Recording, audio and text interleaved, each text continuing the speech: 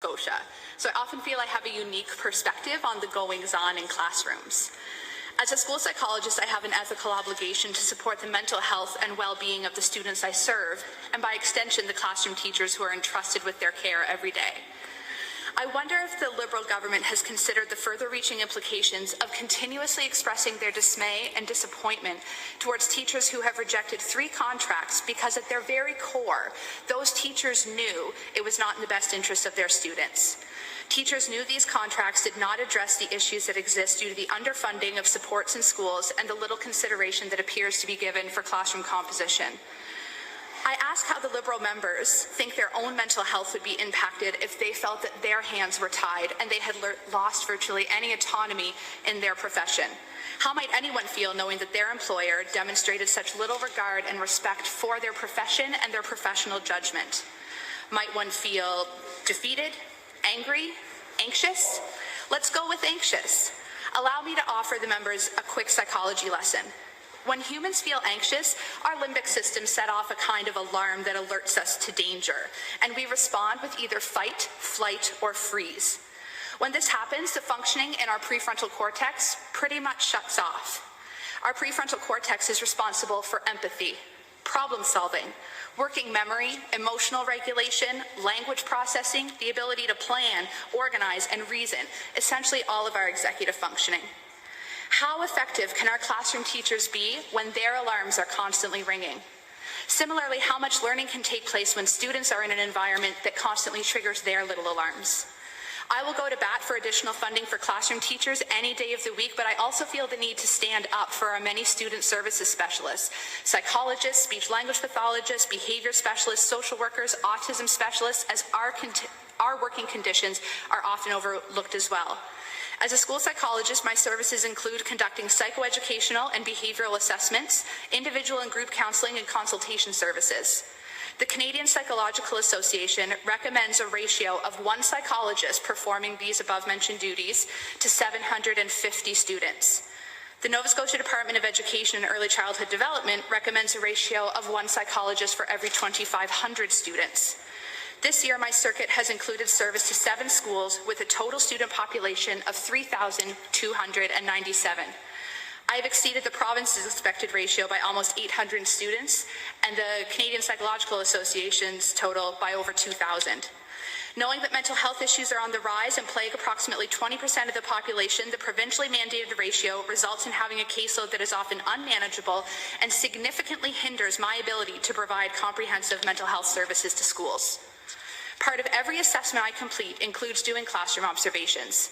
I will tuck myself in a corner and watch the natural unfoldings of classroom activities with a specific focus on how my student fits into that world.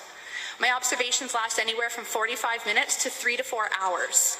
And in those times, I see amazing things. I see teachers' faces light up when their students suddenly get it. I see teachers act like a chameleon to engage students with varying personalities. I see teachers use truly innovative practices to engage students in learning. In those times, I also see heartbreaking things. I see the receipts showing the hundreds of dollars teachers have spent out of pocket to ensure a fun and engaging learning environment. I see teachers pull from their own lunches to feed a hungry child. I see them spend hours fighting with systems like PowerSchool and TieNet so they can input exorbitant amounts of data. I see them trying to effectively teach multiple curricula because they have multiple students who require IPPs, program adaptations, behavior plans, the list goes on. 1 minute. Thank you. I see them struggle to provide the best education they possibly can, but are hindered by having to be all things to all students at all times. I see the look of relief on their faces when I walk into the classroom. Whew. The psychologist is here. Maybe now we can get some supports in place for little Johnny. And I try. I try so hard to support the amazing teachers I work with, but I am bound to provide them with evidence-based recommendations. So when I develop a plan that focuses on consistent positive reinforcement of desirable behaviors to reduce the frequency of maladaptive behaviors of a child with severe behavior challenges, often secondary to mental health issues, I'm creating more work for that teacher. That plan is often a band-aid for the proverbial bullet hole. When I conduct a comprehensive psych ed assessment to help shed light on why a student has been struggling for so long, I see the light bulb turn on for that teacher. He has a learning disability with processing deficits in working memory. Of course, it makes so much sense. That's time, but you can continue. Thank you. Then come my recommendations to support that student's learning profile, and I see the light leave the teacher's eyes. My recommendations mean another set of program adaptations to document, implement, and monitor for the continued success of that student, and then it repeats for my next referral, and the next, and the next. The current education system is not working, plain and simple. The idea of inclusive education is lovely in theory, but dangerous without the proper funding for its proper implementation. Inclusive education means appropriate differentiated instruction in the classroom carried out by multiple teaching professionals or paraprofessionals to ensure students are receiving dedicated teaching time that is tailored to their learning abilities. That's not what's happening in Nova Scotia. While I'm frustrated with the current situation, I'm not without insight. I understand having a finite amount of money to work with puts the government in a precarious situation. Having said that, I wouldn't be able to afford $20,000 out of pocket if my roof collapsed, but I would sure have to find that money to fix it to make sure that my family remains safe and healthy. I would strongly encourage the government to adopt this perspective when investing in education. The solution is not easy or inexpensive, but I promise it is worth it. I understand the toxicity that exists right now between the province and the NSTU, but I implore the Liberal government to truly consider the gravity of forcing legislation on this province's dedicated education staff. I urge the Liberal government to shelve this bill and return to the bargaining table. If we all remember that there is a little bit of each of us in all of us, I think you would be truly amazed at what can be accomplished. Thank you. Thank you very much. Ms. Zan, you had a question from the last. Yes, thank you very much. Thank you so much. So did you say that it was one psychologist for every 2,500? That's the province's recommended ratio. Right, and one for every 500 is the Canadian Psychological Association's recommended ratio of psychologists working with high-need students performing or doing psych ed assessments, behavior assessments, single individual counseling, and group counseling. That from P to 12 or for just the younger students? From P to 12. And so, in your opinion, how many do you think, what do you think the ratio would be best here in Nova Scotia? I would have to take the page from the Canadian Psychological Association. One psychologist for every 500 to 750.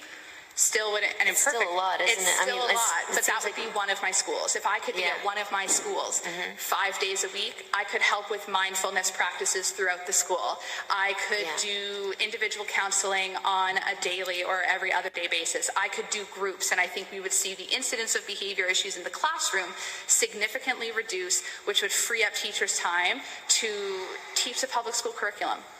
I have to agree with you. Mr. Houston. Thank you. Actually, that's exactly what I was going to ask. Mr. D'Entremont, then. Mr. Houston? We'll chat later, Tim. Mr. Houston. If your ratio is 1 to 3,297, 3,297, is that consistent with your colleagues around the province? It's not uncommon. One of my best friends and colleagues has a ratio. She is one psychologist for 3,155. Wow. 3,115, sorry. I exaggerated there a little. This is the place for exaggeration. Thank you.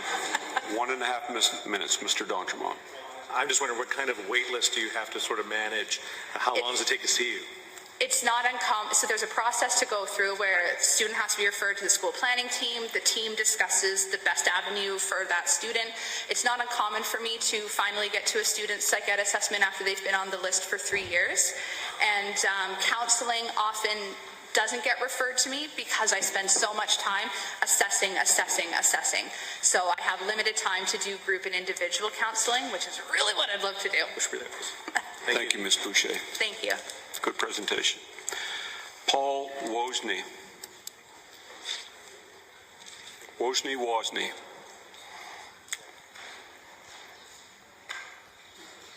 Welcome, sir.